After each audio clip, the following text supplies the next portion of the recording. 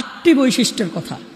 দেখেন একাধিক আয়াতে আল্লাহ সুবহানাহু ওয়া তাআলা একাধিক বৈশিষ্ট্যের কথা বলেছেন, যে বৈশিষ্ট্যগুলো আপনার ভিতরে থাকলে আপনি জেনে নেবেন গ্যারান্টেড আপনি জান্নাতে। আপনি জান্নাতি কিনা এটা বোঝার আলামত হচ্ছে এটাই, আপনি জান্নাতি মানুষ কিনা, এই গুণাগুণগুলো আপনার ভিতরে আছে কিনা আপনি একটু খেয়াল করেন। এটা প্রত্যেকটা মানুষের আমাদের জানা দরকার। জান্নাতে কিন্তু সবাই যাইতে চায়, কিন্তু আসলে জান্নাতি আপনি যে এই যে এসএসসি পরীক্ষা দিতে যান, যখন দাখিল পরীক্ষা দিতে যান, ইন্টারমিডিয়েটে যান, ঢাকা বিশ্ববিদ্যালয়ে যখন ভর্তি হন, আপনার কিছু যোগ্যতার সীমারেখা দেয় না যে তোমাকে এত মার্কস পেতে হবে তাহলে ঢাকা বিশ্ববিদ্যালয়ে তুমি ঢুকতে পারবা, তাছাড়া ঢুকতে পারবা না।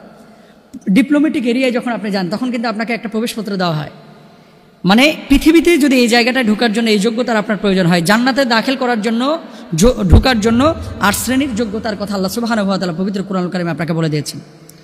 কোথায় আছে? সূরা রাদের মধ্যে 20 থেকে 22 নম্বর আয়াতে, সূরা মুমিনুনের মধ্যে 1 থেকে 9 নম্বর আয়াতে, তারপরে সূরা বাকারার মধ্যে আল্লাহ সুবহানাহু ওয়া তাআলা এই বিষয়গুলো বলে দিয়েছেন। দেখেন আল্লাহ তাআলা কি বলছেন। 1 নম্বর, আউযু বিল্লাহি মিনাশ শাইতানির রাজীম, বিসমিল্লাহির রহমানির রহিম, الذين يوفون بعهد الله ولا ينقضون الميثاق والذين يصلون ما أمر الله به أن يوصل ويخشون ربهم ويخافون سوء الحساب والذين صبروا ابتغاء وجه ربهم وأقاموا الصلاة وأنفقوا مما رزقناهم سرا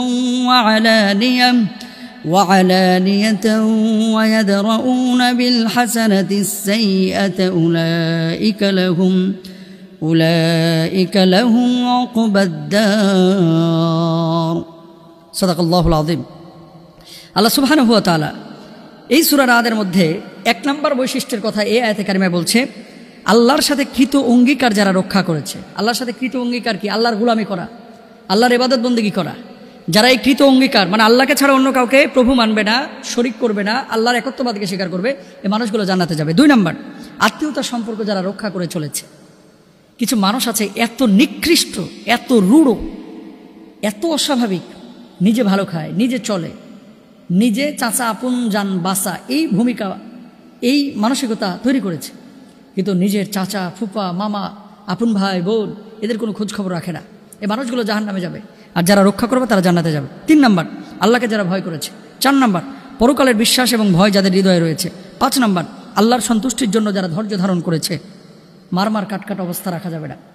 এই পৃথিবীর বুকে তারাই সবচাইতে সুখী এবং ভালো আছে যাদের রাগ কম, যাদের মানসিক অবস্থাটা স্থির, তাড়াহুড়া করে না, সব কিছুতে খুব ধীর স্থিরভাবে কাজকর্ম করে।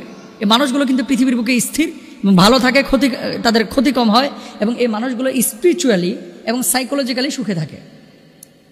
তারা ধৈর্য ধারণ করতে হবে, রাগ ক্রোধ এগুলোকে নিয়ন্ত্রণ করতে হবে। 6 নম্বর, নামাজ আদায় করতে হবে।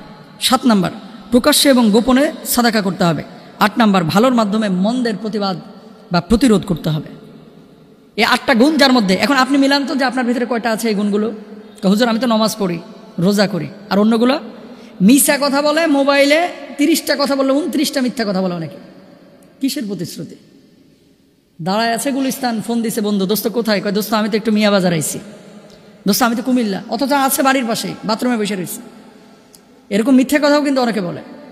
আছে মনে করেন উত্তরা 10 নম্বরে, কিরে তুই কোথায়? কয় দোস্ত আমি তো চন্দ্রায় আসছি। মিথ্যা কথা। এরা জাহান্নামী। বুকে হাত দিয়ে বলতেছি ভাই, আমার কথা না।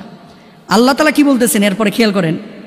আল্লাহ সুবহানাহু ওয়া তাআলা এরপরে বলতেছে, এই গুণাগুণগুলো যাদের ভিতরে থাকবে এই মানুষগুলোর ব্যাপারে আমার আল্লাহ সুবহানাহু ওয়া তাআলা বলছেন, জান্নাতু আদনি ইয়াদখুলুনাহা ওয়া মান সালাহা মিন আবাইহিম ওয়া আজওয়াজিহিম ওয়া যুররিয়াতিহিম ওয়াল মালায়েকাতু ইয়াদখুলুনা আলাইহিম মিন কুল্লি বাব। স্থায়ী জান্নাত তাদের জন্য, তাতে তারা প্রবেশ করবে, তাদের মাতা পিতা পতি পত্নী এবং সন্তান সন্ততিদের মধ্যে যারা সৎ কাজ করেছে তারাও, এবং মালাইকা ফেরেশতা তাদের কাছে হাজির হবে প্রত্যেক দরজা দিয়ে। সুবহানাল্লাহ। মানে আপনি যদি জান্নাতে যান এই গুণাগুণগুলো আপনার ভিতরে থাকে।